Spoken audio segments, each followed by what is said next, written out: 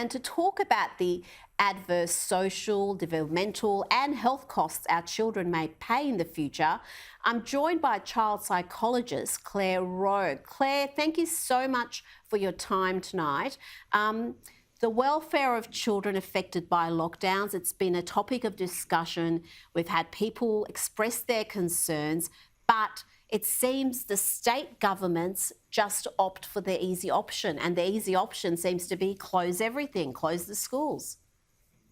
Yeah, thanks, Rita, and thanks for that great editorial for children, because when we talk about kind of the National Cabinet and the decisions that they're making with lockdown, and it seems to be, as people are saying, just the health advice that people are going, there's no economic advice weighed up, and there's no advice on, I'd love someone flying the flag for children and education to be there. There is no evidence. I mean, Gladys Berejiklian did say multiple times in one of those press conferences, schools are safe, and she seemed to rely on the fact that she didn't want the movement of adults seeing each other. Well, I'm a parent, and our drop-off system has been pretty clear now for the last 12 months, and I haven't come into contact with any other adults on drop-off. Schools have this stuff down pat, so I really don't buy that on balance, and that's what we have to come to. On balance, what is the impact here on our children? And I think, obviously it's the mental health and academic and educational costs, and in some ways they're intertwined there. We were predicting, the mental health disasters for children come the first lockdowns in March last year, and they were predictions, and they evidently were coming true.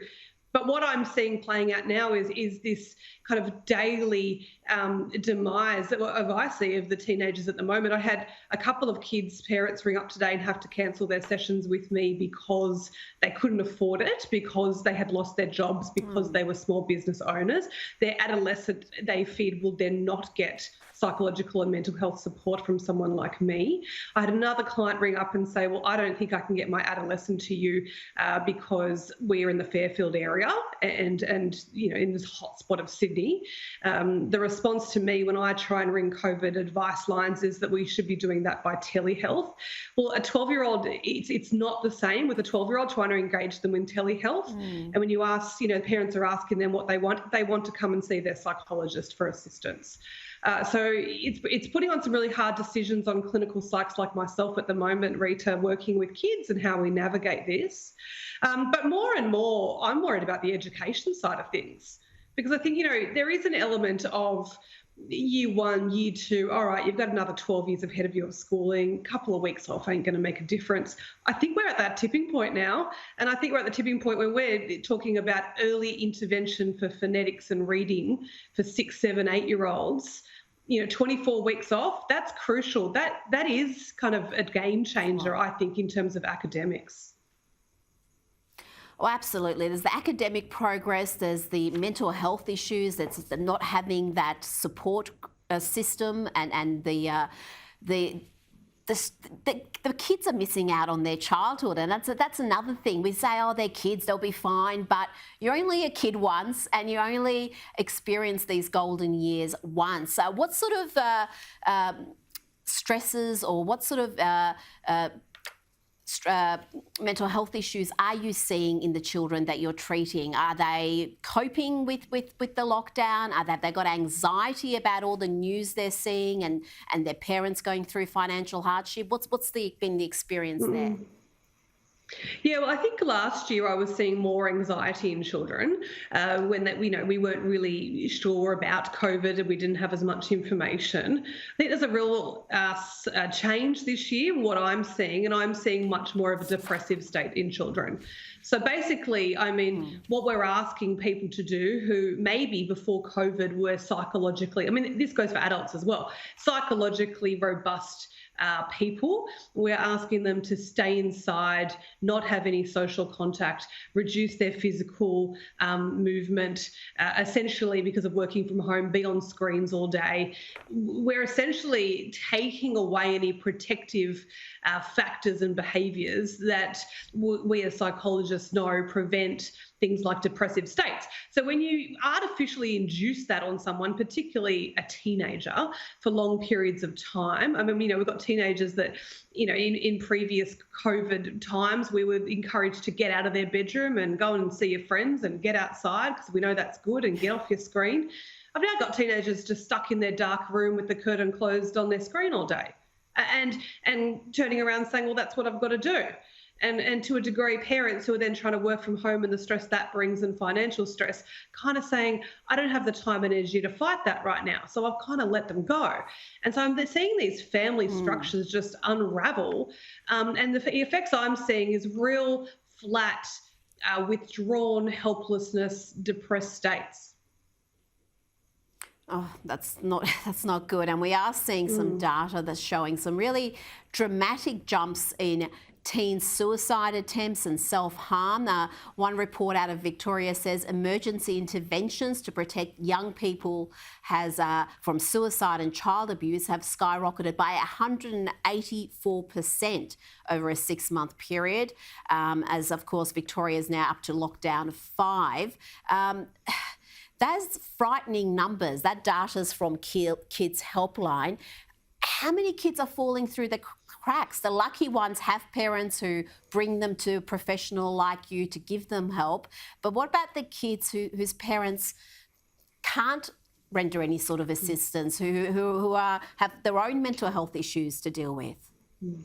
Well, exactly. I don't know, Rita. I suspect there'd be a lot of kids falling through the cracks at the moment.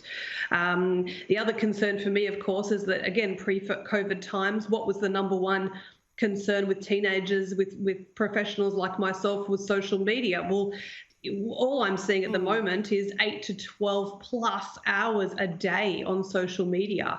And what we're seeing is, inappropriate content enabling, I would say, verging on encouraging self-harm. And this is what our kids are looking at and the content they're looking at. And when they're looking at it for they're looking at self-harm videos. Is there content where people are telling them how to self-harm?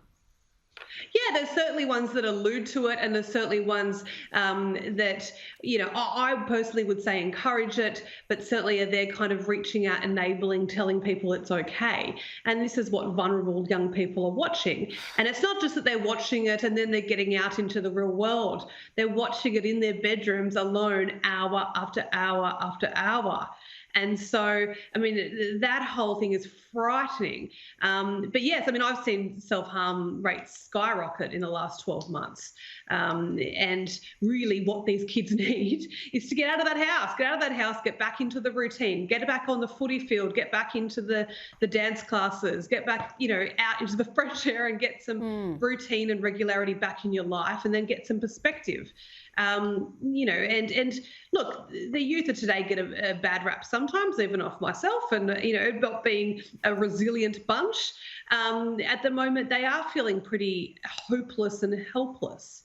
And this is the generation, don't forget, that 18 months ago were in tears because they thought the world was going to end from global warming. And that was what I was dealing with 18 months ago, of that helplessness. And now we're in this helplessness of we're kind of shut inside the house. So I do feel for these kids. They are, they do have a somewhat, difficult couple of years they've had to navigate. And, I think, I agree with everything you said in that editorial. I think schools need to be reopened ASAP. Parents are asking me regularly, can I send them? Now, that's a tricky question because, they are open for essential workers for their children. I have been told by teachers that they are under strict instructions not to teach those children that come in. Do not teach those children. Yes. Because they will be at a disadvantage. They put them in a room. So you are there just to mind them. So, and teachers, I spoke to a teacher this week who threw her hands up and said, I can't do that. I'm a teacher. I want to teach. But I understand that's a disadvantage now for the rest of my class who are stuck at home.